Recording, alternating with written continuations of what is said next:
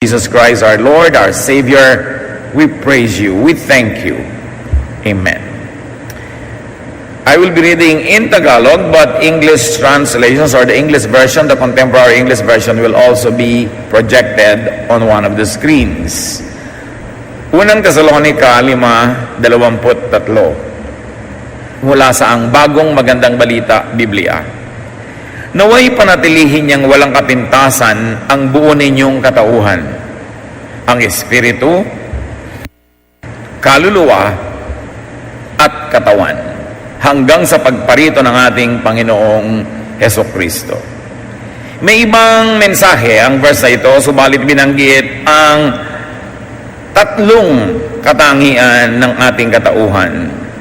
Ang katawang lupa, kaluluwa, at espiritu ay magkakaiba, bagamat magkakasama sa ating katauhan. Magkakasamang bumubuo ng kung sino tayo sa ngayon. At sabi sa CEV, may your spirit, soul, and body be kept healthy and faultless until our Lord Jesus Christ returns. So spirit, soul, and body. Ang katawan ay ang makalupang bahagi ng tao. Galing ito sa lupa, at ito ang magbabalik sa lupa kapag ito'y namatay.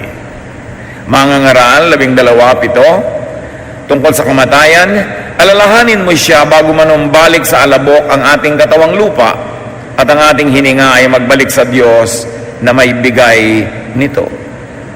Yung espiritu na galing sa Diyos ay tinawag naman ni Solomon na hininga, referring to the same substance that is of God, that came from God, the Spirit.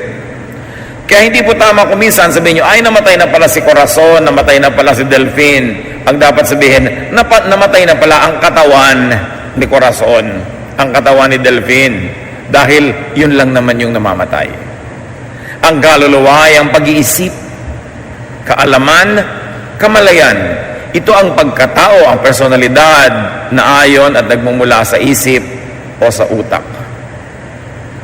Nalilito tayo kuminsan yung tungkol sa kaluluwa at espiritu dahil kuminsan pinagpapalit-palit yung gamit.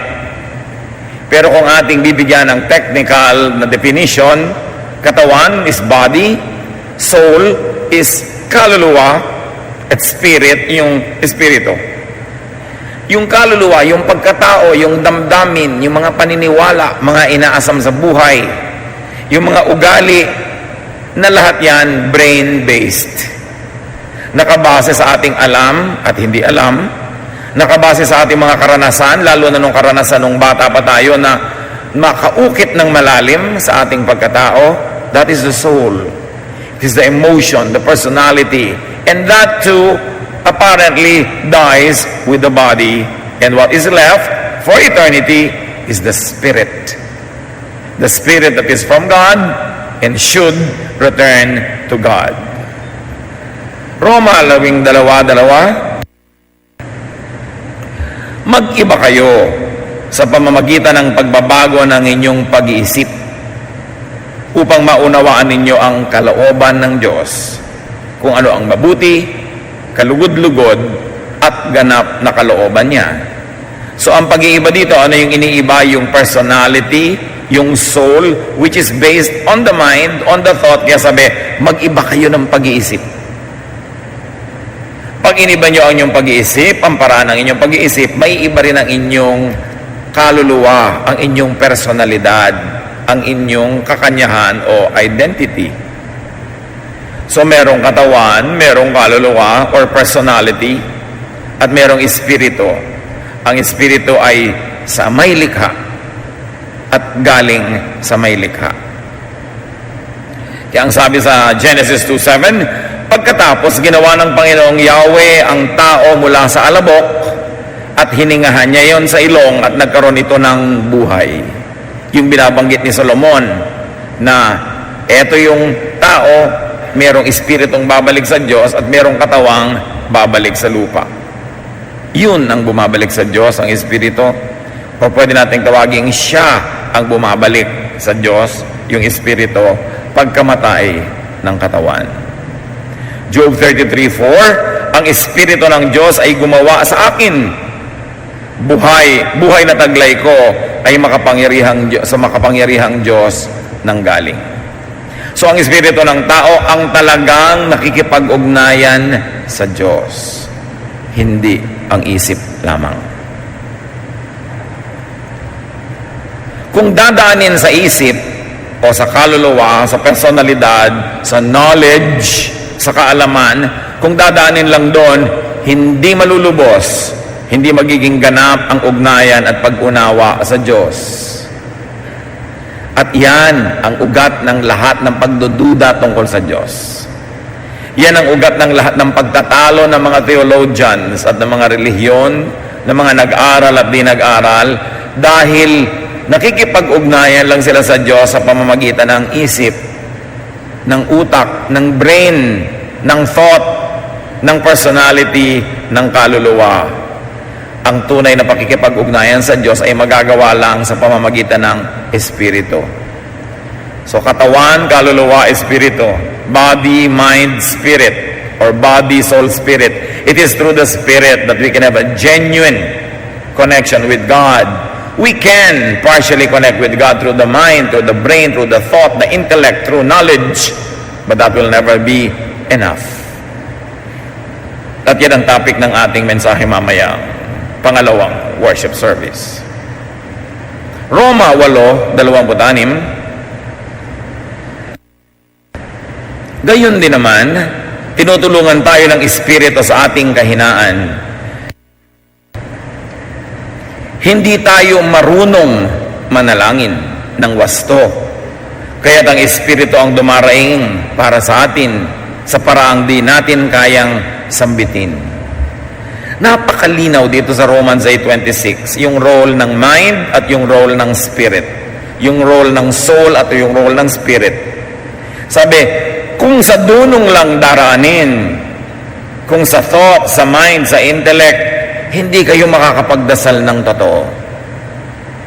Kasi, hindi naman tayo marunong manalangin ng wasto. Ang tunay na pakikipag-ugnayan sa Diyos ay hindi natututunan ng utak. Ito ay likas sa Espiritu na galing sa Diyos, kaya sa pamamagitan ng Espiritu lang natin at sa tulong ng banal na Espiritu ng Diyos, nag-uugnayan ang dalawang Espiritu. At kung minsan, ang Espiritu natin ang nananalangin, hindi ang ating utak. Kasi hindi naman alam ng utak mo kung ano ipapanalangin eh. Alam ba ng utak mo kung alin ang tunay na magaling para sa'yo? May iniisip ka na magaling para sa'yo, pero madalas mali. Alam ba ng isip mo kung ano ang tunay na kalooban ng Diyos? Hindi. Nahuhulaan mo lang. Minsan tama, minsan mali. Pero yung Espiritu managaling sa Diyos, yun ang higit na nakababatid ng kalooban ng Diyos. Kaya sabi, alam nyo kung minsan, hindi nyo naman kayang magdasal eh. Hindi nyo alam kung anong dadasalin.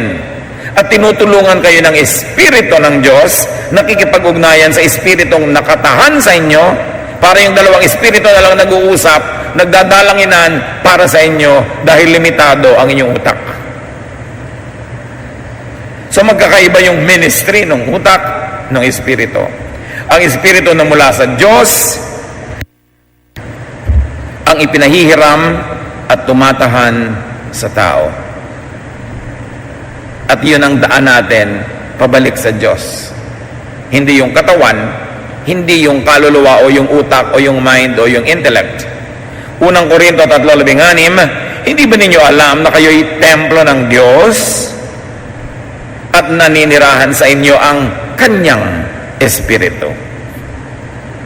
So yung nakatira sa atin, Espiritu ng Diyos, dahil sa Kanya nagmula, ang trabaho natin, ibalik yon sa Kanya matapos na mamatay ang ating katawan. Roma 8:9, ngunit hindi na kayo namumuhay ayon sa laman, kundi ayon sa Espiritu. Sa katunayan, nananatili na sa inyo ang Espiritu ng Diyos. Kasi yung Espiritu ng Diyos na yun, dahil sa kasalanan natin, ay ating iginapos, itinaboy, pero sa muling pagkakakilala mo sa Diyos sa pamamagitan ni Jesus, nanunumbalik ang buhay ng Espiritu na yon. That's why you are born again. You have a new spirit. You are a new creation. At dahil doon sa iyong recreated spirit, sa iyong revived spirit, sa iyong restored spirit, babalik ka ngayon sa Diyos pag namatay yung katawan. Dinala ng katawang makasalanan, ng isip na makasalanan, ng espiritu na yon sa kapahamakan, pero binuhay muli ni Jesus pag tayo ay nagpapasakop sa Kanya.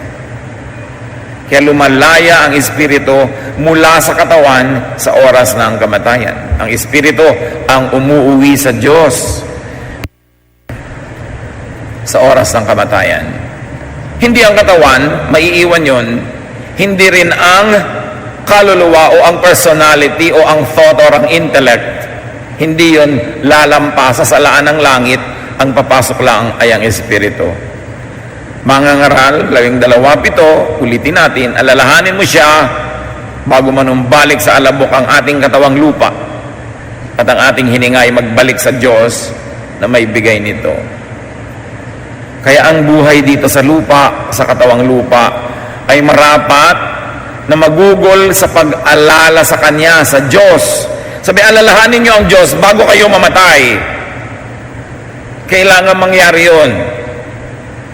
Kaya meron tayong mahalagang misyon na mga mahal natin sa buhay, maging hindi natin mga kakilala, mapaalalahanan sa Diyos at magbalik loob sila sa Diyos bago mamatay ang kanilang katawan. Malinis yung espiritu sa kanila na binahiran ng kasalanan, dala na rin ng katawan at ng isip. Kaya importanteng soul winning. Hindi pwedeng ikaw lang yung ligtas sa mga kamag-anak mo, hindi. Mga mahal mo sa buhay, hindi. Yung mga hindi mo kilala, hindi rin ligtas. Hindi tayo dapat ako kontentong tayo lang ang nanunumbalik sa Diyos. Mayroon tayong misyon. Gawa 7:59. At pinagbabato nila si Esteban na nananalangin naman ng ganito, Panginoong Hesus, tanggapin mo po ang aking espiritu. Binabato yung katawan niya, alam niyang mamamatay siya. Sabi niya, tanggapin niyo po ang aking espiritu. Alam niyang maiiwan niya yung katawan. Pero ang espiritu, kailangang maitawid pabalik sa Diyos. Ang espiritu ang siyang walang hanggan.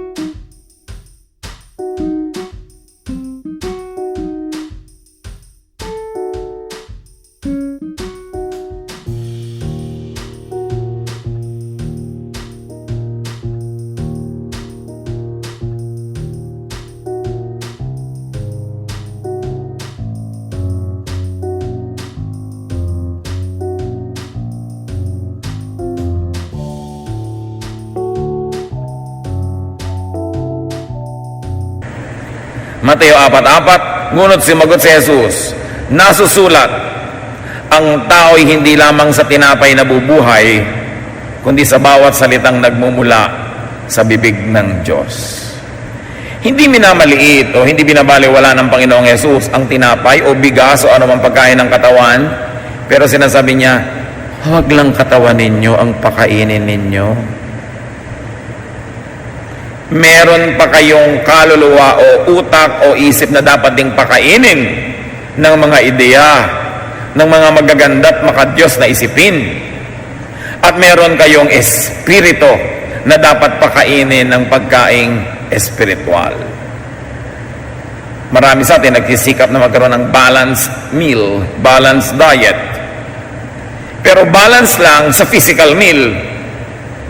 E paano yung intellectual, mental meal of the soul at paano yung spiritual food?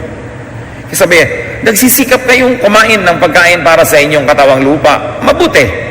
Dapat naman talagang alagaan ng katawang lupa. Pero hindi lang kayo lupa. Hindi lang kayo katawan. Sa katawan na yan ay may utak at sa loob ng utak na yan ay mayroong pag-iisip, may consciousness, may personality.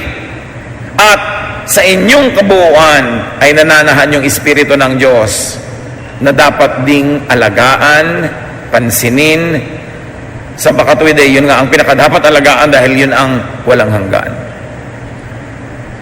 Ang katawan lamang ang binubuhay ng pagkain, sabi ni Jesus. Ang kaluluwa at espiritu ay pinakakain dapat ng salita ng Diyos, ng mga katuruan, ng kabanalan, ng paggawa ng mabuti. Alam niyo ba mga kapatid, ang paggawa ng mabuti ay pagkain ng espiritu, pagkain ng kaluluwa. Kaya kung minsan may ginawa kang mabuti, may tinulungan ka, hindi mo malaman kung saan ang gagaling yung saya mo, yung ligaya mo. Hindi mo maunawa kung bakit sa kalooban mo magaan ang feeling mo dahil meron kang binigyan. Kasi ang pagbibigay ay isang gawang mabuti. At ang gawang mabuti ay pagkain ng kaluluwa at pagkain ng espiritu. Hindi dapat pinapabayaan ang ganong mga uri ng diet. Hindi lang lupang katawan ang binubusog. At huwag tayong magkamali, hindi kaaway ang katawang lupa. Bakit? Kasi ito ay bigay ng Diyos. Yung mga OA naman sa pagiging religious, wala nang ginawa kundi masamain yung katawan, parusahan yung katawan, tikisin ang katawan. Ba't ka pa binigyan ng Diyos ng katawan kung hindi naman niya binigyan ka na isang bagay na mabuti? At kung hindi niya minamabuting alagaan mo ang katawan na ito, di sana mga espiritu na lang tayo lahat, mga usok o mga thoughts na lang tayo, pero tayo'y may katawan. Diyos, sa kanyang walang hanggang karunungan na nagpasya na magkakaroon tayo ng katawan, kaya mabuting bagay ang katawan. Masama lang yung mga ibang bisyo, mga hilig na naglalayo sa atin sa Diyos, pero hindi naman lahat-lahat ng gusto, lahat-lahat ng ibig ng katawan ay dapat masamain, dahil ang lahat ng bigay ng Diyos ay mabuti. Ang mga pagdanasang hindi naman nakakasira ay hindi masama.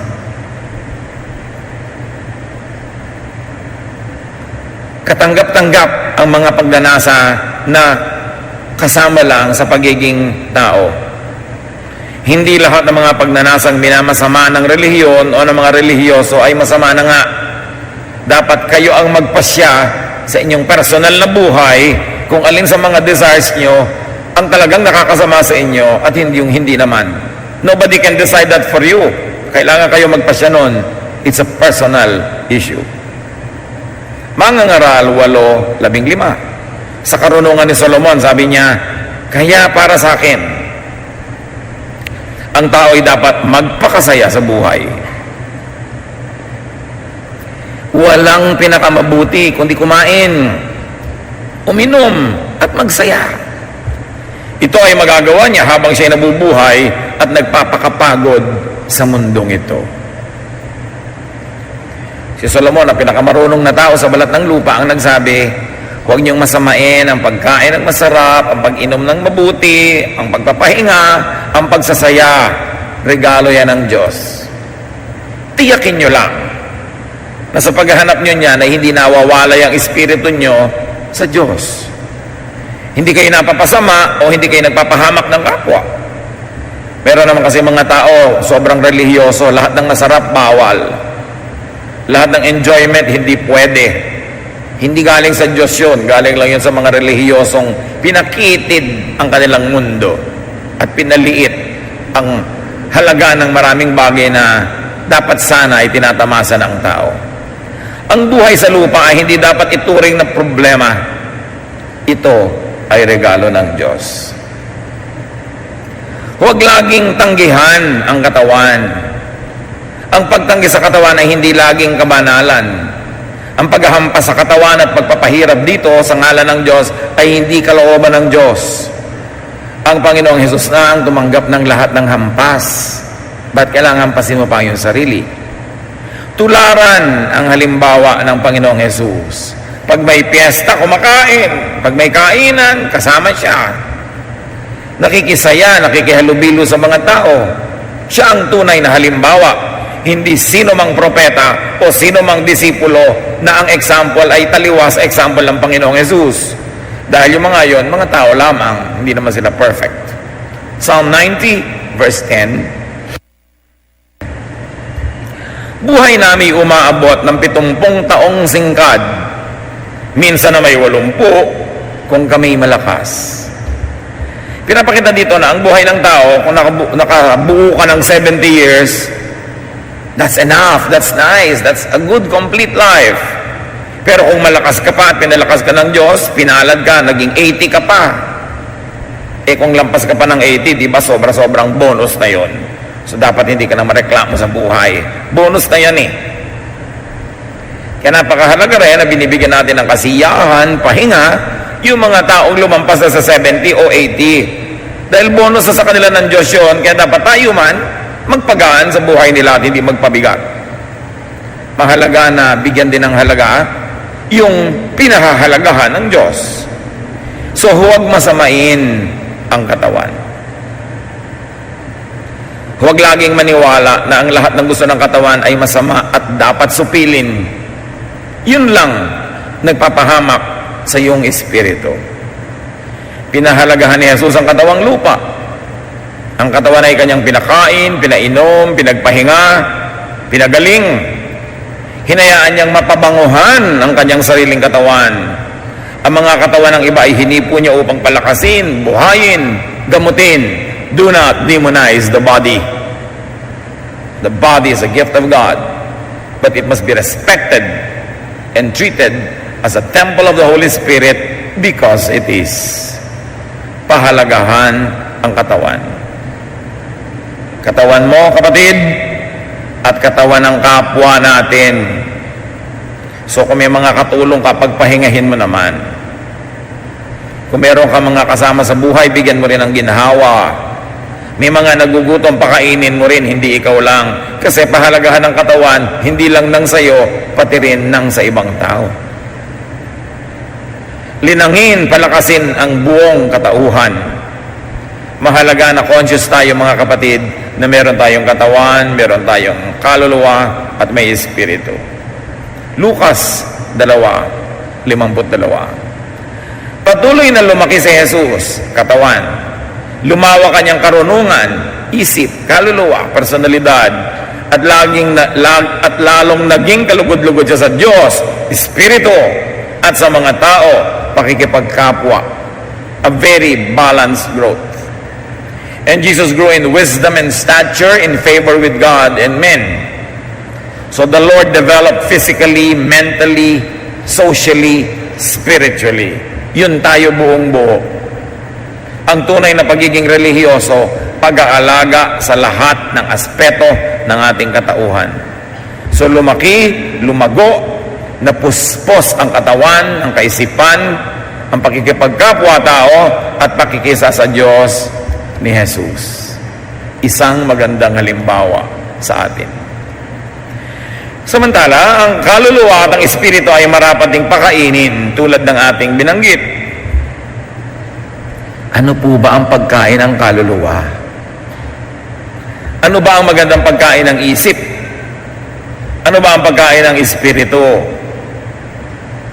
Pakainin ang kaluluwa ng magaganda at mabubuting isipin. Hindi nyo naman siguro sasadyaing kumain ng lason. Liban na lang meron tayong kind of insanity that people who kill themselves do. Hindi nyo papakainin ang sarili nyo ng lason. Makakita lang nga kayo ng ipis o kaya sa lagubang o butiki sa kinakain ninyo, di ba titigil kayong kumain at kung restaurant yun, magre-reklamo kayo kasi ayaw nyong kainin yung butiki. Sabi na iba, liban na lang may hika. Pero ang point, hindi kayo kakain ng marumi. Nakita niyo yung pagkain nyo, nalaglag sa sahig, tapos kinuha uli ng waiter, ibinalik sa plato nyo, kakainin nyo ba yon? Hindi nyo papakainin ng marumi ang inyong katawan. Pero bakit natin pinapakain ng marumi ang ating isip? May magdadala sa'yo ng chismis, bukas na bukas yung tenga mo. Hindi mo ba alam na kumakain ka ng marumi? At ang kumakain, hindi ang iyong katawan. Ang iyong isip, ang iyong kaluluwa. Kwentuhan kayo ng kwentuhan, puro yung mga nakakatakot, puro mga sakit, puro nakakapagpahina ng loob, nakakapagpagalit. Lason yun. Kaya kung paano ka tumatanggi na yung bibig mo'y lumulon ng lason, tumanggi ka na yung tenga mo, tumanggap ng lason, patungo sa iyong isip. Tumanggi ka dapat na yung mata mo, makakita ng mga bagay na gumigising lang sa iyong mga makalupang damdamin na hindi mo naman pwedeng gawin Pinapahirapan mo lang yung loob, nilalason mo ang iyong isip, sinasaktan mo ang iyong espiritu. Kung paano tayo nag-iingat na malinis na pagkain ang kinakain ng katawan, dapat malinis din ang nadidinig ng tenga.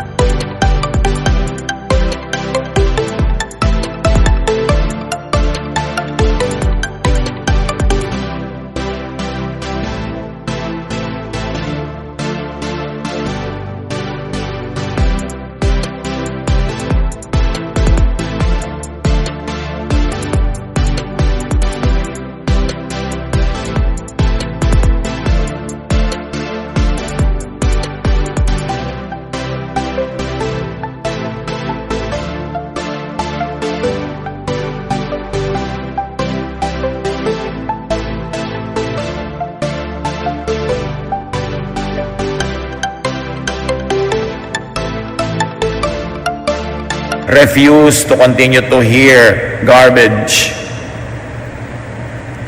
Kaya kung may tao laging kang kaharap mo, reklamo ng reklamo, puro na lang problema sa buhay, puro mga galit, mga nakakainis, ayaw mo nang pakinggan dapat.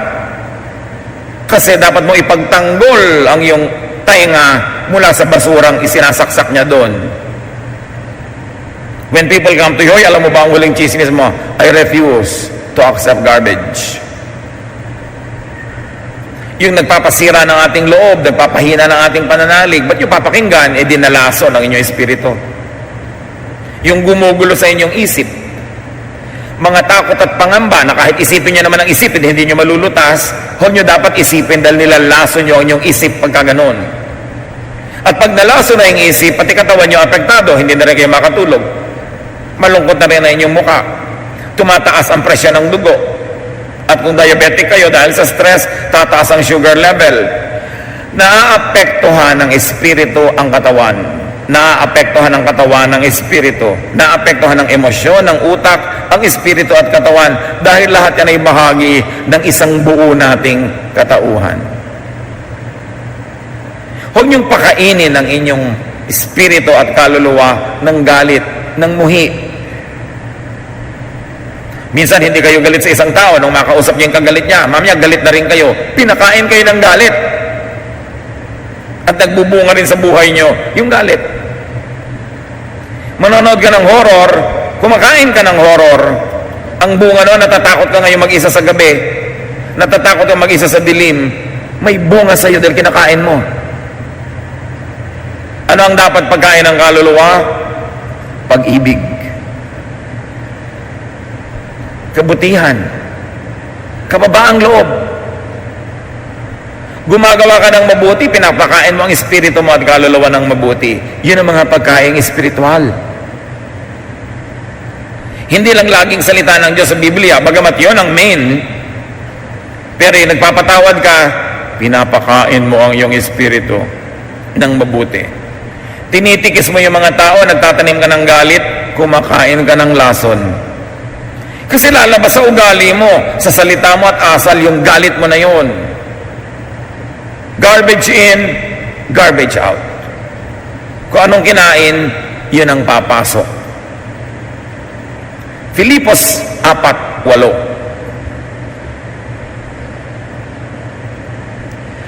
Dapat maging laman ng inyong isip ang mga bagay na karapat-dapat at kapuri-puri. Mga bagay na totoo, marangal, matuwid, malinis, kaibig-ibig, at kagalang-galang. Yun daw ang dapat laman ng isip.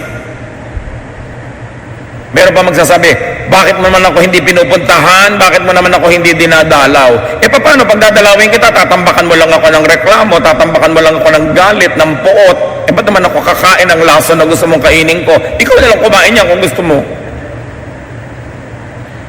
Kaya umiiwas tayo dapat sa mga taong nagpapakain sa atin ng lason. Tulad ng iiwas ka sa taong gusto kang pakainin ng buhay na daga, kakainin mo ba yun? Pero ano ba yung pagkain? Sabi ni Jesus, kahit ano naman lulunin nyo, lalabas din yan sa kabila. sabi ng Panginoon, hindi kayang parumihin ang inyong espiritu ng anumang kakainin ng inyong bibig. Pero yung kakainin ng tenga nyo, yung kakainin ng mata nyo, kayang dumihan ng inyong espiritu. Mas pinag-iingatan yon dahil higit na mapanganib. Kung ano ang marinig nyo, kung ano ang pag-usapan ninyo, yun ang inyong magiging isipin, asal, kilos, katauhan, buhay. Kayo mga magkakamag-anak, magkakaibigan, magkakapitbahay na chismisan ng chismisan, ang buhay nila puno ng gulo, puno ng mga tampuhan, iringan, galit. Kasi yun ang kinakain ng kaluluwa nila araw-araw. Ito yung magkikita-kita, pag-uusapan yung kapintasan ni ganon, yung reklamo kay ganito, yung galit ng 10 taon na, huhukayin muli sa libingan at bubuhayin muli, so galit na naman, samantalang ang tagal na nun. Ang dali-daling lasunin ng espiritu at pinaglalaroan tayo ni Satanas. Kaya dapat mulat, gising. Sabi mo, I refuse to talk to you because you will poison my mind. I refuse to participate in this discussion. I refuse to watch this movie.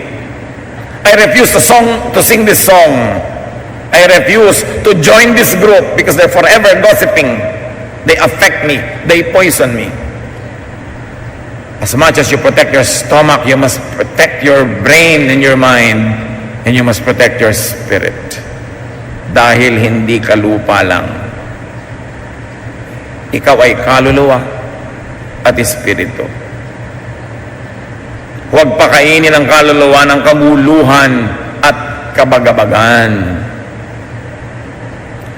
Pakainin ito ng kapayapaan, ng panalangin, pagpapatawad, pag-asa, hindi ng kawalang pag-asa.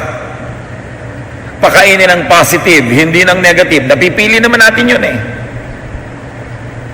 Pero madalas, nalalaso natin ang isip at puso at kaluluwa dahil hindi tayo nagbabantay. Mga ngaral, 11:10, iwaksi mo ang alalahanin at mga kabalisahan. Pagka may mga tao na kasimangot o puyat, ba't di ka nakatulog? Kasi balisa ako. Ba't ka balisa? Kasi nag-isip ako ng mga nakakabalisa. Kaya naman pala Ano ba mga inisip mo? Inisip ko kung gagirahin tayo ng China. Hayaan mo na yung mga taga-Department of Foreign Affairs mag-isip nun. Binabayaran sila para mag-isip nun. Iniisip ko kung paano kung natunaw lahat ng yelo sa North Pole, napigil mo ba kaiisip? Iniisip ko kung paano kaya pagtanda ko, magkaka-cancer kaya ako, maloloka kaya ako, meron kayang kabaong pag namatay ako. Huwag mo na isipin lahat yun. Problema na yun ng mga namatayan. Isip ng isip ng isip. Ang tanong mo, nakabuti na ba sa'yo kaiisip mo niyan? Hindi. Ano nangyari? Tumamlay ka, lumungkot, natakot. Ba't di ka nalang mag-isip ng masaya? Mag-isip ka nung buti, nung maganda, sabay iwaksi ang mga kabalisahan.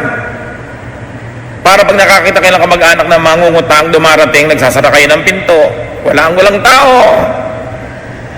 Ganon din dapat pag may dumarating na chismosa, may dumadating na reklamador, may dumadating na sisira ng inyong loob, o kayo mismo nagsisimula mag-isip ng mga nakakatakot, pagsarahan nyo ng pinto. It's a choice. You are your choice. Huwag mong sisihin ang mga Hapon, ang mga Kastila, ang mga Amerikano, ang mga Russian, ang mga North Korean. Kayo ay dahil sa inyo. Ganyan ka kasi ganyan ka mag-isip. Natatakot ka kasi matatakotin ka mag-isip.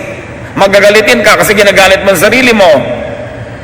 Mapait ang iyong buhay dahil pinapapait mo. Walang ibang pwedeng sisihin. You are your thoughts. Kaya sabi, be changed by the renewing of your mind. Ang pagbabago nagsisimula lang sa pagbabago ng paraan ng pag-iisip. Dahil lahat tayo, ano man tayo ngayon, bunga ng ating pag-iisip.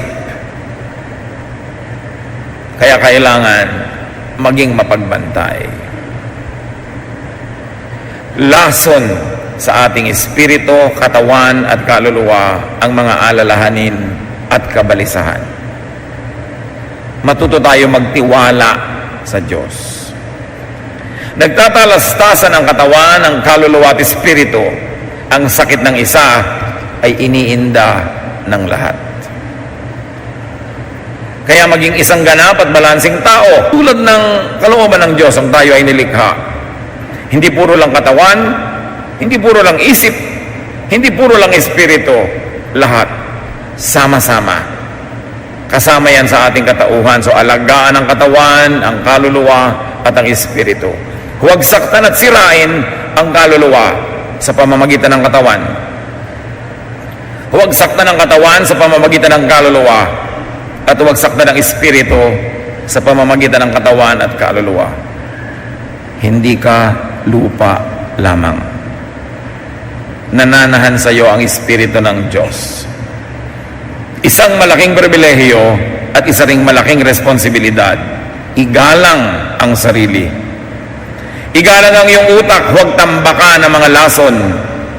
Igalang din ang kapwa, huwag silang tambakan ng lason.